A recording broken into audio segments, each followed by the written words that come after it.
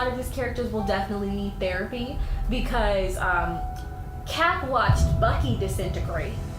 He's gonna need therapy for that. Iron Man get hit by a moon. He's gonna need therapy for that because he had PTSD like all through Iron Man 3 because of the war in New York thing. So he's not gonna be okay.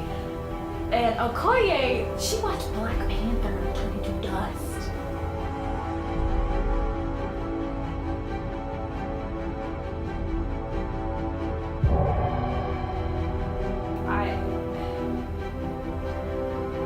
I don't even know if I'm still alive right now.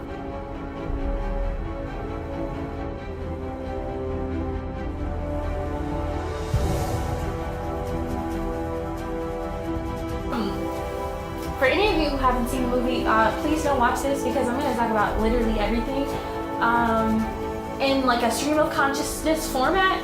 So if you aren't ready, then you aren't ready. But wow.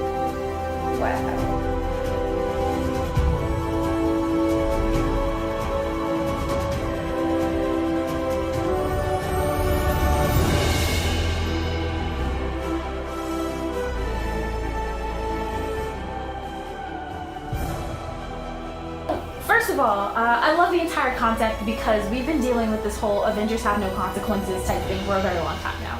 And it definitely affected the way that I watched the movie because there were a few times where I was like, shh, they're gonna be fine. Like, and first of all, Loki didn't last 10 minutes. Okay, so I kind of feel bad for Tom Hiddleston because I feel like his check was small because he literally didn't make it.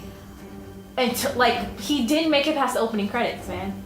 Like at all, like it was just over. And for me, I was never a big Thor fan because I felt like the first two of their Thor trilogy were weak. And I never really cared for Loki as a villain, so for me that wasn't like an emotional thing, but it was still like, okay, they're serious here, alright. They did, and Marvel has a habit of ruining emotional scenes with quips, and they did it a lot, honestly, in this movie. And the first about 20 minutes of the film, it was like Thor and Doctor Strange, and both of those are written in a certain way that's kind of corny. What is there? It's like the dialogue is weird, you know, like if you watch Doctor Strange, it's corny.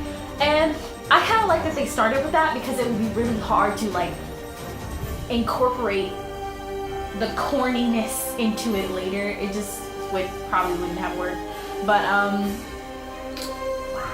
so yeah, like it's like Thor and Loki. Loki gets like, you know, his neck messed up by Thanos, and then after that, like the planet explodes or whatever they're on. I really don't know where they were. I wasn't paying that much attention to that. I was just like, whoa.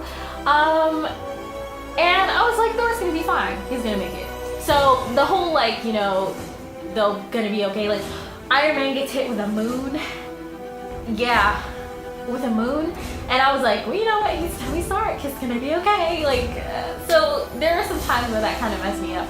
I was talking to my dad afterwards. We're like in the car, like getting like Wendy's, and I'm like, yes, food. And he lists the people who are still alive, and I'm like, it's the original Avengers with like 2 other people. Okay, so the movie, it starts out pretty solid. Honestly, it didn't feel like overpacked with characters, which is something that I was really afraid was going to happen, and I'm really, really happy that it didn't, because it could have been like there are too many people going on here, but every single piece it fit, and I like that. And I like the trios that they made because it was always like one important character and like two like it was Rocket, Groot, and Thor, and it was Spider-Man, Doctor Strange, and Iron Man, which honestly is a good trio, but at the same time it was kind of like, it was weird put together. I like how they roped in Spider-Man. He wasn't that big of a character. He honestly got like 5 minutes of screen time altogether. And I kind of feel bad for people who had to like show up on set for like 5 minutes of screen time, but whatever. But you know, he comes in, he helps Tony in New York because he's in New York, and then after that, you know, like he ends up on the spaceship. He's not like a big person. They did the same thing with Wakanda and like the Black Panther crew, because they weren't like this huge force. It was like, do we need you? Okay, then we'll see you. If we don't need you, then you're not there. Hawkeye and Ant-Man weren't in the movie at all, and I know a lot of people were upset because Hawkeye wasn't in the poster or something.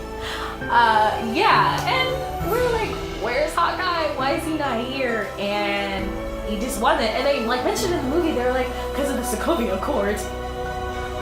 Honestly, Civil War, I was not a fan of Civil War, but they're like, because of the Sokovia Accords, Ant-Man and Hawkeye, it was too much on their families, so they couldn't show up. And I was like, okay, sure. I mean, it would have been fun to see Scott Lang like punch the crap out of some aliens.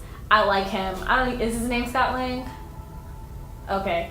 So yeah, stuff's cool, but and like Hulk didn't show up either. It was Bruce Banner the entire time, and they kind of like played with like that, and I was like, because Hulk was in the beginning, he fought Thanos a little bit. And I was talking to my dad, and he was like, if Hulk could be an actual force in this movie, Thanos might not have won, because he was throwing punches at Thanos like he had it for a second. I don't know, like, did the Hulk have PTSD? Like, there were a few moments, like, Bruce is like, Hulk, I need you right now. And he's just like, no.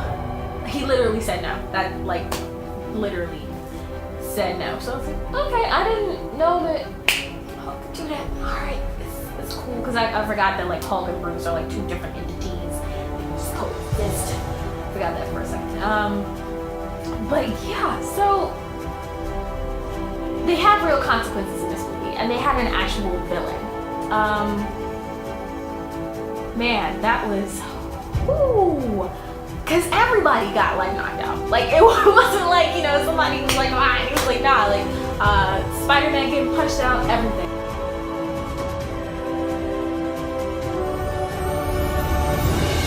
But yeah, half the people in the universe just died.